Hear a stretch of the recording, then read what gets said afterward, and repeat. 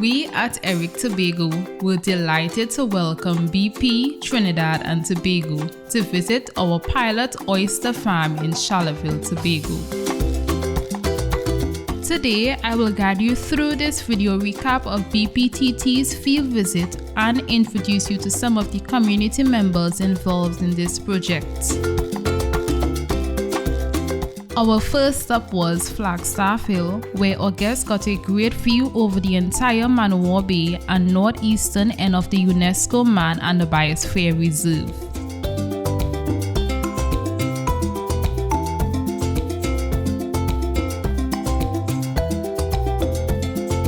Afterwards, we went to the ERIC office and got a short overview of the project and persons involved.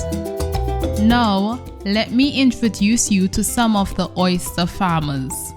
Why were you interested in oyster farming and how was your experience so far?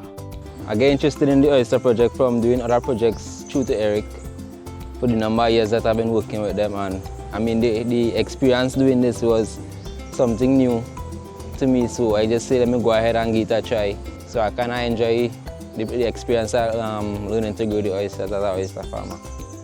I realized that it could be something to uptake in my free time, also gain an income. I believe my experience was kind of great because being able to go through the process and get along it, I believe that I will become an oysterist in time to come. Still in this oyster project based on being with ERIC for a long period of time in this organization, apart of diving and this stuff, seeing the underwater world experience and being able to replant corals and this kind of stuff, that really eager me and give me the motivation to why stop on these things and just keep trying to push forward in something better and keep going at it. And being a fisherman for so many years, I think trying the oyster farming is a great thing for Charlottesville. It's a great thing for Tobago. It's a great thing so that we can see business coming out of it. And I think it will be great for the village and extend Tobago. In the afternoon, BP Trinidad and Tobago and the ERIC team went on boats to visit the oyster farm and saw the project firsthand.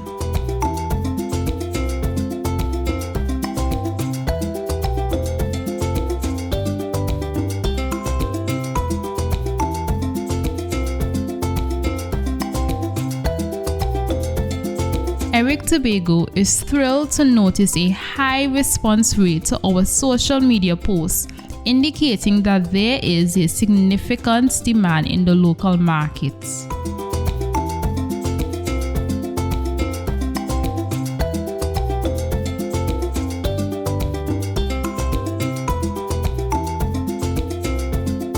We intend to boost production in the future and deliver the first batches of oysters soon. We also spoke with representatives from BP Trinidad and Tobago about their thoughts on the project.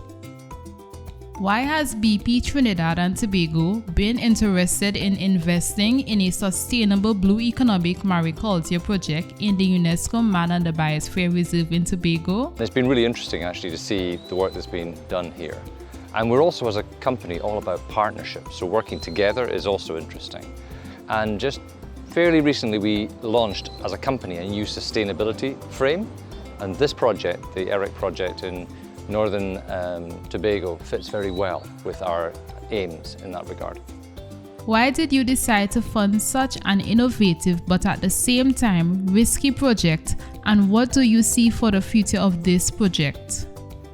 Well, a big part of the reason why we chose this project to fund is actually the partner themselves. ERIC is an organization that is based in science, based in research, but has a real appreciation for building relationships within the community and managing those relationships with the stakeholders. We really hope that we are able to prove the methods for oyster farming, or at least ERIC is successful and we are able to support that process as a way of building a new industry, both on the supply side with the help of fisher folks and the stakeholders in the community, and on the demand side, the hoteliers, the restaurants, if they can come together and really see a meaningful and sustainable industry here, then it actually creates a new possibility for a new economy built around oysters. What do you think about the fact that especially younger people of the community are showing interest in an innovative mariculture economy in North-East Tobago?